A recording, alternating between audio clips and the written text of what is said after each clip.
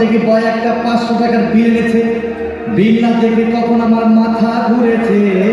হবে নাকি দিকে রয়েছে একটা হাত রয়েছে। হবে নাকি দিকে রয়েছে।